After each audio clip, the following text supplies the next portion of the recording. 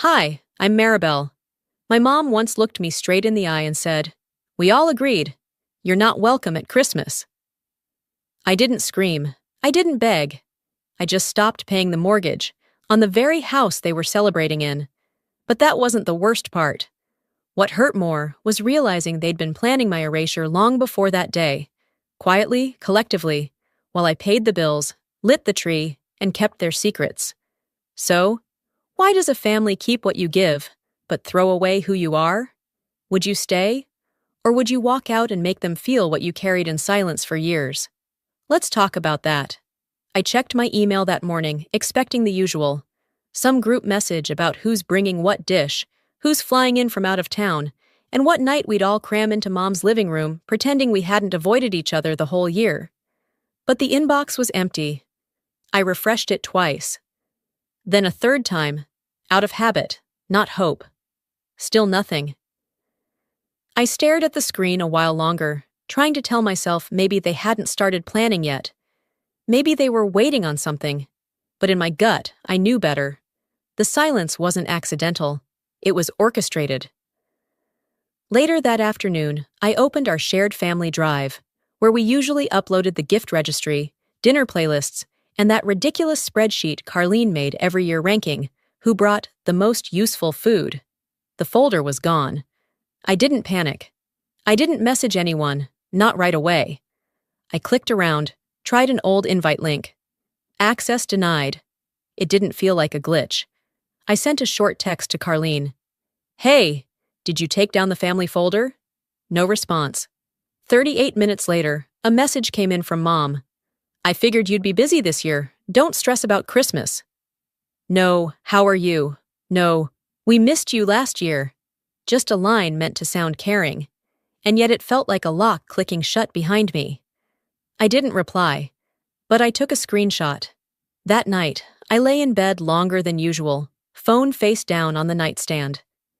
The quiet was heavier than normal. I wasn't crying. I don't cry over things that predictable anymore. But I felt something inside me rearrange. I'd seen this playbook before. Last year, I showed up late after a client meeting ran long. I walked in with arms full of gifts, some still warm cookies I'd baked at 2 a.m., and not a single person looked up. The table was packed, every chair full. I ended up at the kitchen counter with a paper plate and no napkin. "Look who finally decided to show," someone mumbled. I didn't even catch who. "Doesn't matter." They all laughed.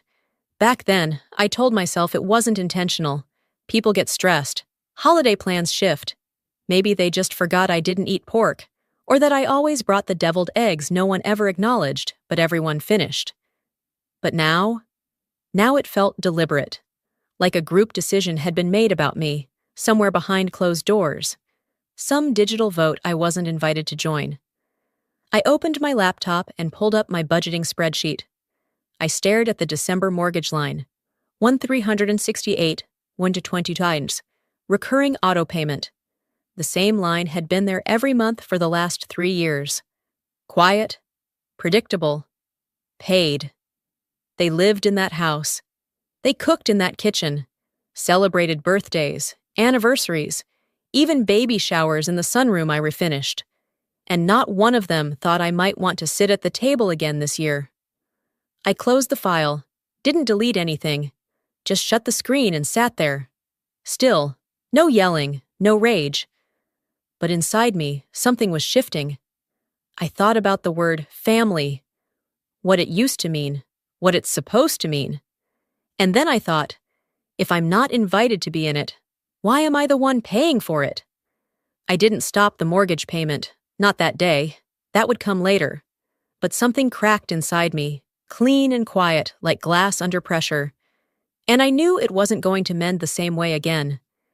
I didn't text anyone. I didn't open social media to look for clues. I just sat in that quiet apartment of mine. No Christmas lights, no fake cheer. And I listened to the silence they left behind. Not a single call, not a single invite. And it hit me. They didn't forget. They decided. The voicemail came 5 days later. I'd just set down a grocery bag, milk, celery, and a bottle of wine I probably wouldn't open, when the screen lit up. Mom, it read in all caps, because I never changed her contact name after syncing my phone. I stood in my kitchen for a moment, the plastic bag still looped around my wrist, and hit play. Her tone was flat, a little too polite, like she was reading a line someone told her to memorize.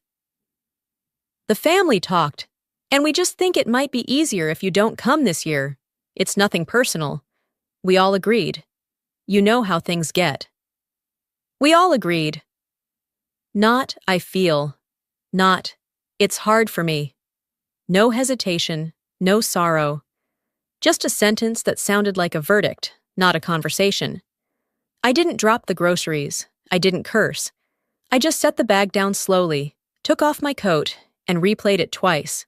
Then I hit save. Later that night, I opened our old group text, me, Carlene, and 2 cousins, only to find the name had changed. The real ones. Cute. Subtle. My name wasn't listed in the members anymore, just like that. I clicked on another thread, the one from last year labeled Holiday Hysteria, but it was gone. Not deleted, archived, moved somewhere I couldn't reach. I scrolled through my inbox and noticed the same pattern. No calendar invites, no email threads, no old reminders. Not even the passive-aggressive reminders Carlene used to send, the kind that said, "Don't forget to label your serving dish," unlike last year. It was like I'd been scrubbed clean from their December. And this time, there wasn't even the pretense of forgetting. They had removed me. Carefully, cleanly. Like dusting off an old picture frame before putting someone else's photo inside.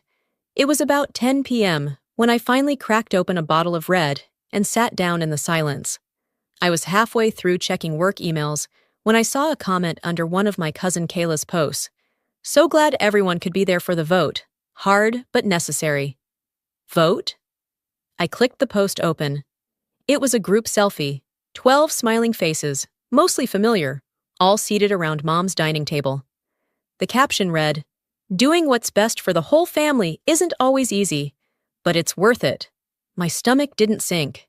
It stiffened, like bracing for impact. I zoomed in. Carlene was holding up a wine glass. Uncle Todd was laughing. Mom sat at the end of the table, her hand on Kayla's shoulder like she'd just passed down the crown. There was no empty seat for me, no place card, no space held. They had a meeting, without me, and made a decision, about me. They didn't think I'd find out, or maybe they just didn't care if I did. I closed the post, muted the group, and turned off my phone. The next morning, I listened to Mom's voicemail again while brushing my teeth. She sounded rehearsed, like someone trying to break bad news without getting any on her clothes. I heard the line again. "We all agreed. You're not welcome." There was no hesitation in her voice. No pause, no guilt. She might as well have said, "Your position has been eliminated." I didn't call her back. I didn't text Carlene. But I opened a clean document on my laptop and started typing, "Mortgage paid from 2020 to present. Christmas dinner, $312 groceries last year. Oven repair, March 2021, $645. Utilities paid for June-August. Down payment assist, notarized July 2019. It wasn't rage that made me do it. It was clarity. If they were going to erase me from the story, I'd keep a copy for myself. After saving that spreadsheet, I shut my laptop and stared at my hands for a while, palms open, fingertips twitching slightly, like they were trying to hold on to something that had already slipped away. A few hours later, sometime around lunch, Carlene's name lit up on my screen. A message, short, precise, no emojis, no cushion. "You always made things tense. Honestly, it's better this way." Then another line, like a footnote she'd been waiting years to write. "You were never really good at being part of this family." I blinked at it. Once. Then again. I didn't respond. I didn't forward it to anyone. I just took a screenshot and saved it in the same folder where I'd been tracking the rest of their quiet revisions of my place in their narrative. You don't have to shout when you're erasing someone. Whispered edits work just as well. That evening, I reheated some leftover risotto and flipped through a drawer looking for stamps. I didn't know why. maybe just something to do. My phone buzzed again, and this time, it was a memory from my photo app. 3 years ago, a picture of the Christmas gifts I'd shipped overnight from my apartment in Raleigh to Mom's house in Asheville. I'd stayed late at work to afford those presents. A bracelet Carlene had casually admired back in May. A scarf I'd found online, in just the shade Mom used to wear in her old teaching photos. But in the photos posted from that Christmas morning, ones I saw only later through someone else's public album, the tags had been changed. "From all of us," Carlene said proudly in one of the captions. Everyone was gathered around, clapping. I wasn't there. I wasn't mentioned. I was just folded into the collective, repackaged and sold as a group effort. Not one person corrected her, not even Mom. That moment had lodged in the back of my mind, like a piece of glass in soft flesh. Sharp, but ignorable. Until now, I set my phone face down on the table and stood up, suddenly restless. I walked to the window, peered out over the dim outline of the neighborhood below. Across the street, a couple had just finished putting up their Christmas lights. White and gold, classic. The kind Mom used to love. I hadn't bought a tree. I hadn't even bothered with a wreath this year. That same evening, maybe out of masochism, or maybe because I was tired of being surprised by what didn't shock me anymore, I pulled up Facebook and tapped into my mother's page. The first post that greeted me was a picture of her dining room. 12 chairs, candles flickering, a turkey in the center. My youngest cousin Kayla holding a tray of rolls, smiling like she'd won something. The caption read, "Grateful for everyone who made this family whole again this year." That word, whole, hit harder than anything Carlene had typed. Harder than Mom's voicemail, harder than the silence. I zoomed in on the photo. I recognized the place cards, Carlene's overdone cursive, the glitter pen she'd used for years. There wasn't an empty chair. There wasn't a missing name. I wasn't expected. I wasn't wanted. I shut the app and reached for my calendar. There, still nestled between two meetings, was my PTO approval for December 22nd through the 27th. I'd requested it back in October. I'd even booked the flight weeks ago, just in case. I canceled the request. Then the flight. It was non-refundable, but I didn't care. The thought of sitting in an airport, wondering if anyone would pick me up on the other end, made my stomach twist. This wasn't a protest. This was a decision. They wanted a Christmas without me, so they'd get it. The next day, I made myself a full breakfast, eggs, sourdough toast, even orange slices, and opened my banking app while sipping coffee. The mortgage payment was scheduled to hit in 3 days. I stared at the number, not because I couldn't afford it, but because I finally asked myself the one question I'd never let fully land. Why was I still paying for a life I wasn't allowed to be in? It's funny the way exclusion works. It starts with subtle things. Forgotten texts, rearranged plans, missed birthdays you pretend weren't deliberate. But eventually, it grows roots. And one morning, you realize it's not just that they don't see you. They never did. I didn't move for a while after that question settled in me. Why was I still paying for a life I wasn't even invited to be part of? The thought didn't leave when I showered or when I walked to the corner store later for a new box of tea I didn't need. It sat with me, steady and quiet, like an answer already decided before I asked the question. That night, I didn't open Netflix or scroll through my phone. Instead, I pulled up my banking dashboard. There it was, scheduled like always. 1/368/22, set to leave my account 3 days from now. I clicked into the History tab. One by one, I scrolled backward. Payment after payment, month after month, 36 in total. Every transaction tagged, Crane June Property, Asheville, NC. They sat in that house, smiled in it, toasted wine in it, called it ours, without ever saying mine. But I was the one keeping the heat on. Quietly, consistently. That house was built with more than money. It was built with every "don't worry, I got it" that I never asked them to remember. I opened a different folder, cloud drive, password protected, scanned files, one after the other. And there it was, like a punch to the gut. Warranty deed, Dolores June. I'd signed as a co-borrower so she could qualify for the mortgage. It was supposed to be temporary, a favor. She'd promised to sign over partial ownership once we got things stable. That conversation happened in the middle of a grocery run 3 years ago. Frozen peas in my hand, her voice easy and casual, like it wasn't binding. I believed her, because she was my mother. But the paperwork was clear. My name wasn't on the title.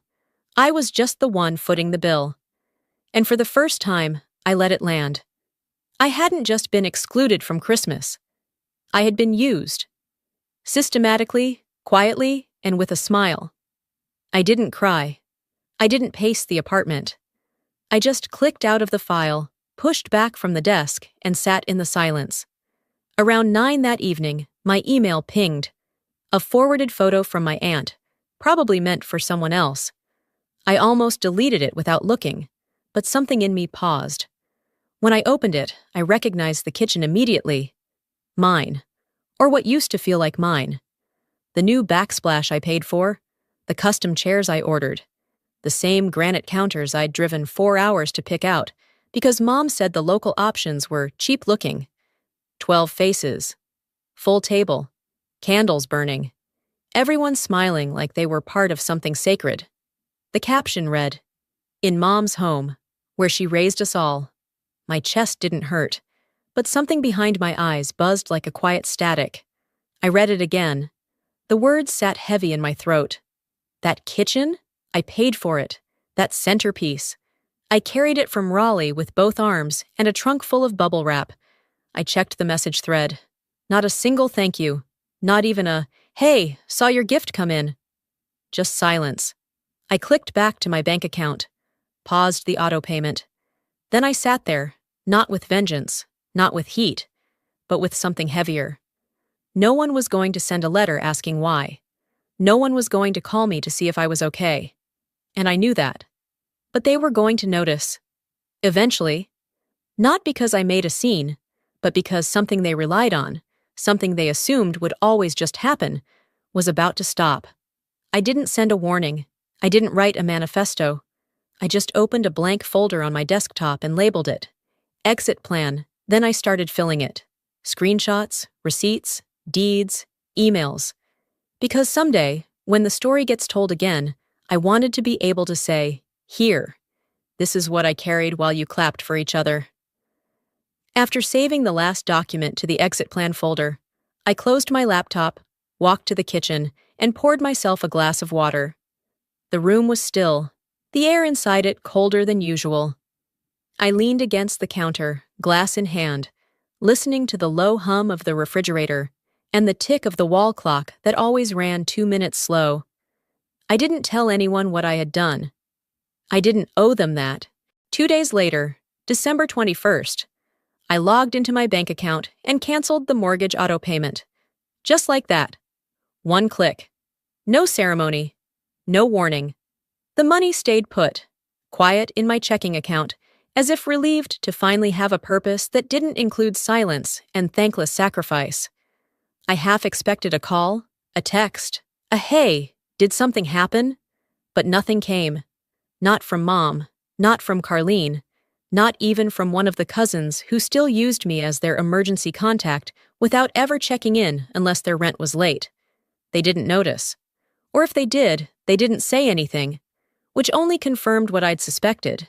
They had never imagined I was essential. I was background noise, an open tab on someone else's browser. They would find out soon enough. The next morning, while my tea steeped, I pulled up the logins for the utilities. Electric, gas, internet, homeowner's insurance, all still in my name. Originally, Mom had asked me to just help her out for a few years, back when she stopped teaching and claimed her Social Security benefits. Just until I hit 60, she'd said. You know, give me some breathing room. That was 4 birthdays ago. I opened each account and clicked Cancel Service one by one, carefully documenting every confirmation number. I wasn't being petty. I was being clean. I forwarded every cancellation email to myself, CC'd a second inbox I rarely used, then closed the laptop. Let them call the utility companies. Let them explain how they'd never switched the accounts over because they assumed the payments would just keep coming. Let them realize the lights were never automatic. December 24th came without fanfare. I didn't hang ornaments. I didn't play music. I made soup from scratch and let it simmer while I wrapped a gift for my neighbor's daughter, a girl who brought my mail up the stairs whenever it rained. By 5:30, I was curled up on the couch, bowl in my lap, when my phone buzzed. It was a group text I hadn't been part of in weeks, but one of the cousins must have looped me in by accident. "Someone call Duke Energy. Power just went out mid-potluck. Mom is freaking. Carlene yelling, everything's black." I stared at the message. Then, like muscle memory, I opened my email and searched account closed. There it was. December 20th. Confirmation that service to the Asheville property would end at 6 p.m., Christmas Eve, 6:14 p.m., and they were already in darkness. I didn't reply. I didn't smile. I just leaned back, the bowl of soup still warm in my lap, and whispered to no one. They thought comfort was free. An hour later, another message came through. "Maribel, did you do this?" I let the phone go dark in my hand.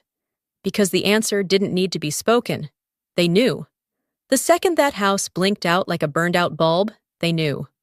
Carlene must have screamed. Dolores probably called customer service, flustered, trying to fake polite outrage. "What do you mean the account's inactive?" "Well, ma'am, you're not listed as the primary or secondary holder." And it would dawn on her, like the lights weren't going to. I imagined them lighting candles, scrambling for flashlights, while guests milled around uncomfortably in the kitchen I paid to remodel. I wondered if Carlene still told people she picked out the backsplash I drove across 2 counties to pick up. Maybe now she'd remember who installed the damn thing. I didn't check social media. I didn't expect an apology. That's not how this family operates. We rewrite the story and pretend we meant well. Instead, I opened my digital planner and typed in the day. December 24th. First Christmas, not subsidizing betrayal. I brewed another cup of tea.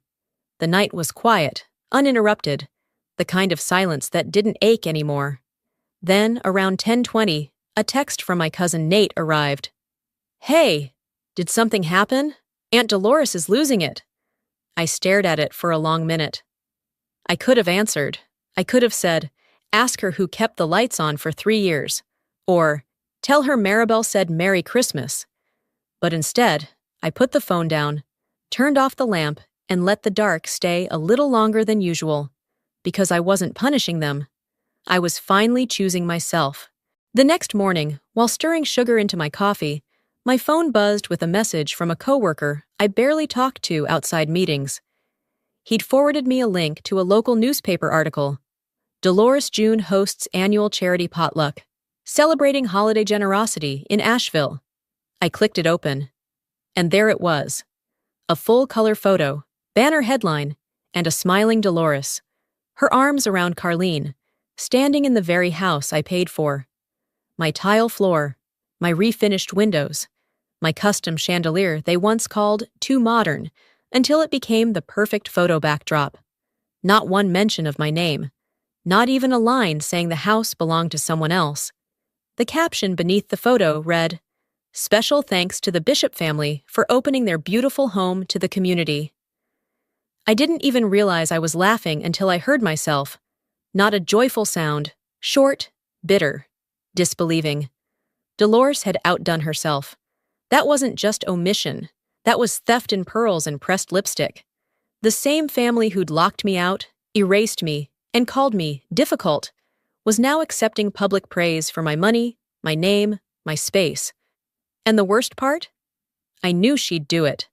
I just hadn't expected to see it printed. That afternoon, I sat on the balcony for a while, letting the cold bite at my fingers.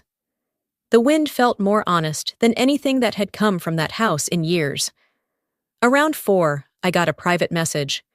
From Tamsin, my youngest cousin, 25. A little awkward, always too quiet around the older relatives, but sharp when she spoke. Her message was simple. "I need to show you something. I didn't agree with what they did, I recorded it. Attached was an audio file. I hesitated a second, then pressed play. Carlene's voice came through first, clipped, flat. She's cold. Everything she does feels calculated, like she wants applause for being decent. Then Dolores chimed in. She's not really family, she's just convenient. Laughter. Actual laughter. Then Byron's voice, slippery as always. Don't stir the pot. Keep her name on the papers. It's clean. No need to rock the boat. The recording ended there. No one objected. No one said, "Hey, that's out of line." They just laughed and moved on. I sat with that clip in my hands for a long while. I'd always suspected they had meetings about me. I'd felt it in how they chose their words, how they skipped mine. But hearing my mother call me convenient, was something else entirely. That night, I didn't sleep. I stayed up putting together a package. I uploaded the audio clip to a clean, anonymous Google Drive. Then, I opened a new document and titled it, Statement of Financial Support, 2019 to present. Line by line, I laid it out. Mortgage payments, property taxes, renovation expenses, utility history, receipts, dates, bank statements, all tied directly to me. Then I addressed it quietly to 3 inboxes. Byron's boss at the bank, the charity board director who printed the potluck article, a local news editor I'd worked with years ago on a fundraiser, no signature. No subject line that said vengeance, just facts. Truth they couldn't edit out. Then I closed the laptop and made chamomile tea with honey, as if I hadn't just burned down their favorite illusion. By the following evening, the reactions began to drip in. The charity page updated its website. Dolores's name vanished from the host credits. Tamsin texted, "They're scrambling. Carlene's accusing me of betrayal. Mom's panicking. Byron's been temporarily relieved while they look into it." I sipped my tea and replied simply, "I didn't declare war. I declared independence." An hour later, a new email came in. Subject line, Mortgage Inquiry, Urgent Response Requested. From the financial branch, official tone, flagged as high priority. I didn't open it right away. Instead, I stood up, walked to my small closet, pulled down the storage box where I kept old greeting cards and photo prints from years ago.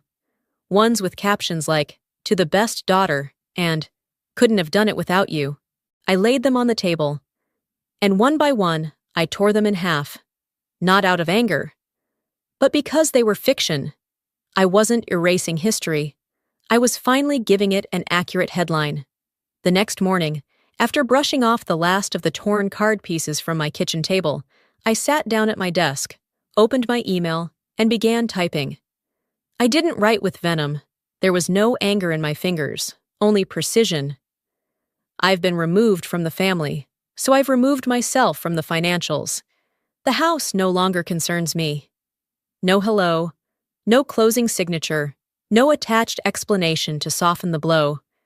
I didn't need their understanding. That ship had set sail the moment they held a vote behind my back. I attached a PDF, a meticulous outline of every dollar I'd invested in that house, in them. Mortgage payments, utilities, insurance, even the guest towels Dolores insisted were too scratchy, before replacing them with the exact brand I'd already bought. Subject line, Exit, with receipts. Then I hit send. 24 minutes later, my phone lit up like a fire alarm. Carlene was first. "You're destroying everything Mom built." That part made me laugh. I hadn't destroyed anything, I just unplugged it. It wasn't my fault they never learned how to keep the lights on without me. Then Dolores, "How could you humiliate me like this? We're still your family." Still, like there was ever a pause between who they pretended to be and what they actually were. I didn't reply. Byron never called, probably too busy talking to HR after the anonymous report landed on his supervisor's desk, with his exact quote from the recording, "Keep her on the mortgage. No need to rock the boat." The charity board released a statement that same afternoon. "We've been made aware of inconsistencies regarding our recent donor recognition and have updated our records to reflect the correct sources of support. No names mentioned, but no need. The timeline spoke for itself. That night, I walked 2 blocks to Norma Fisk's house, the elderly neighbor who'd lived next to my mom for over a decade. She'd always waved politely, but never said much beyond the basics. This time, she opened the door before I knocked. "I saw the news," she said, holding out a small plate of oatmeal cookies. "And I figured you could use someone who's not surprised." We sat on her porch swing with the cookies between us and a thick quilt over our knees. She sipped sweet tea from a mason jar and gave me the kind of look people save for funerals. 1 part respect, 1 part sorrow. "I've lived next to your mother for 17 years, Norma said slowly. "You were always the strong one. That's why she tried so hard to erase you. Couldn't control you. Couldn't shape you. So she cut around you." I didn't speak for a moment. Then I nodded once and whispered, "She almost succeeded." Norma smiled gently, the way people do when they've seen enough in life to know what winning really looks like. "She didn't," she said. When I got home, I opened the drawer where I used to keep every photo that proved I'd belonged. The group snapshots from birthdays I wasn't really part of. The holiday cards that listed everyone's name but mine, even though I was the one who printed them. I didn't burn them. I didn't tear them like the greeting cards. I just threw them out, straight into the trash, no drama. Not because they made me angry, because they didn't matter anymore. Later that evening, I lit a candle in the kitchen. Not for atmosphere, but to remind myself that I could make light too. That my space was warm, even when theirs had gone cold. Just as I sat down on the couch, phone buzzing against the cushion, I glanced at the screen. "Tamsin, Grandma just asked if you were okay. Should I tell her the truth?" I stared at the message for a while, then typed back, "Tell her I'm more than okay. Tell her I'm finally visible." The message delivered. No dots of reply, no follow-up. But I didn't need one, because for once, I wasn't trying to be heard. I was simply done trying to disappear. I set the phone back on the couch cushion and sat there for a few more minutes, watching the snow drift outside my window. A car passed slowly below, headlights stretching long across the sidewalk, then disappearing. No horns, no music. Just the hush of a town settling into Christmas Eve. The next morning, I woke up early without an alarm. No one was expecting me. No plans to chase, no guilt to pretend wasn't sitting just under my skin. I made coffee, pulled on a sweater, and drove into town. The bank wasn't busy. Most people were already off for the holidays. I walked up to the counter with my folder in hand, the one I'd labeled in red marker, Mortgage Transfer. The woman behind the glass greeted me with a smile too wide for the hour. "I need to formally transfer responsibility for a loan I co-signed," I said. She blinked. "Would you like to schedule a meeting with one of our loan officers to review?" "No, I don't need to review anything. Just process the transfer." She hesitated, fingers poised above her keyboard. "This means you'll be removing your name and assigning all financial liability to Dolores June," I said calmly. "She's the listed owner of the property. She'll handle things from now on." "You understand you're waiving all rights to that asset?" "I understand," I said, handing her the notarized form I'd prepared the week before. "Trust me, I understand better than anyone else." I signed where she pointed, handed over the documentation, and walked out. No victory music, no slow-motion applause, just the soft shuffle of my boots across the tile and the jingle of the door behind me as I stepped into the wind. I didn't post about it, didn't text Tamsin. I didn't owe anyone an announcement. Instead, I went home and did something so simple it felt radical. I lived. I cooked myself a real breakfast, bacon, toast, eggs over medium. I curled up with a book I'd been meaning to finish since fall. And when I looked around my apartment and saw no twinkling lights, no stockings, no pine needles to sweep, I didn't feel the absence. I felt release.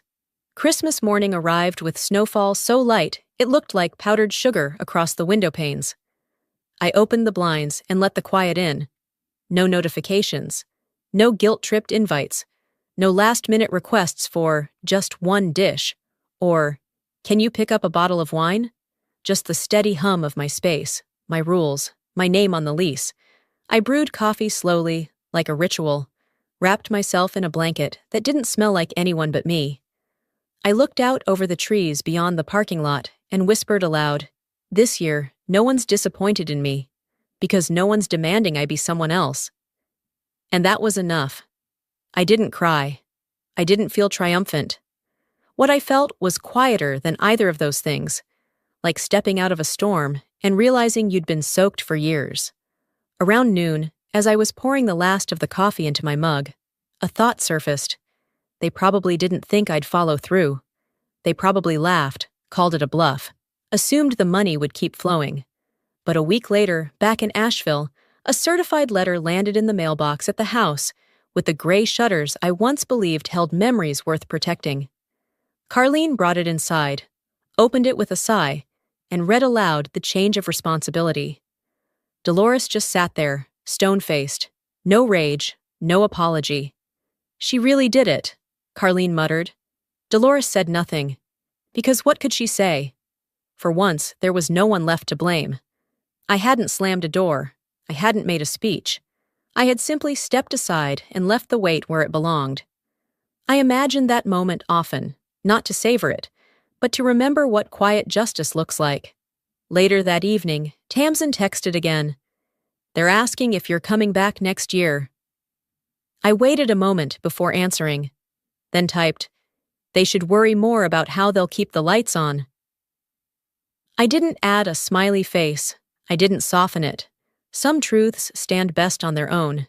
The next week moved slowly, like winter stretching itself across the days just to prove it could. I kept to myself. Slept with the window cracked open. Cooked meals that filled the apartment with smells I remembered from my childhood, but hadn't tasted at my mother's table in years. Real meals, not potluck dishes, where love was measured by calories and competitiveness. One afternoon, I checked the mail and found a cream-colored envelope with my name written in blue cursive. The handwriting was unmistakable. Slanted, tidy, a little too perfect to be warm. Inside was a folded card. No holiday graphics, just embossed gold on thick paper. A card meant to look thoughtful, expensive, heavy with effort, light on truth. It read, "I know I've made mistakes. I hope one day you'll sit at this table again. Merry Christmas, Mom." No apology, no acknowledgement. Just hope, hanging out there like it had been earned. I read it twice. Not because I didn't understand it the first time, but because I needed to feel what it stirred in me. And what I felt wasn't anger. I folded the card carefully and slid it into the back of a drawer. Not the trash. That small difference mattered to me. I hadn't stopped caring entirely. I'd just stopped negotiating my worth for a seat they didn't offer in good faith. Forgiveness, I was learning, wasn't about them. It was about what I didn't want to carry anymore. A few days later, Tamsin knocked on my door with a plastic container of molasses cookies and a scarf half-knitted hanging from her coat pocket. I let her in without a word, and she plopped down on my couch like she'd always belonged there. We didn't talk about the house.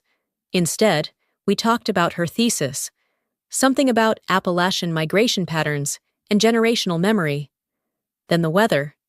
Then how good the coffee tasted from the new shop down the block. Halfway through a second cup, she said, "They still don't understand why you left." I didn't look up from the yarn I'd started unraveling from the fringe of a blanket. "I didn't leave," I said. "I just stopped chasing people who stood still." She nodded, then leaned back against the cushions. "You know, Grandma asks about you, not in a guilt trip kind of way, just like she's remembering something she forgot to hold on to." I didn't know what to do with that, so I just said, "Thanks for telling me." We didn't hug when she left. It wasn't that kind of moment, but when the door clicked shut behind her, the silence that followed felt more like space than emptiness. Meanwhile, back in Asheville, Dolores was now writing the mortgage checks herself. Carlene had taken over handling the tax filings. The house, from what I heard, still stood, still held birthdays, still had its table, its over-decorated mantel, and its familiar smell. But the air in it had changed. They didn't talk about me, but my name lingered. In the stories they edited around, in the gaps between traditions, in the questions no one asked out loud. Sometimes absence is louder than presence. I updated my legal records that month, changed my mailing address, listed Tamsin as my emergency contact, noted the day I'd signed off from the loan. I wrote it on the corner of my wall calendar in pen. 1 year, free. No balloons, no champagne. Just quiet acknowledgement. On the first truly clear day of January, I took a walk through the trail behind my apartment building. The air had that kind of cold that made your lungs straighten out. It bit at the back of my throat, but it also woke something up. I stopped at the top of the hill and looked out across the frozen creek below. Some houses you leave behind. Some houses you outgrow. And either way, they stop feeling like home the moment you stop asking to be let back in. Before we part ways, let me say this. Leaving that house wasn't the hardest thing I've done. Learning to live in peace without seeking permission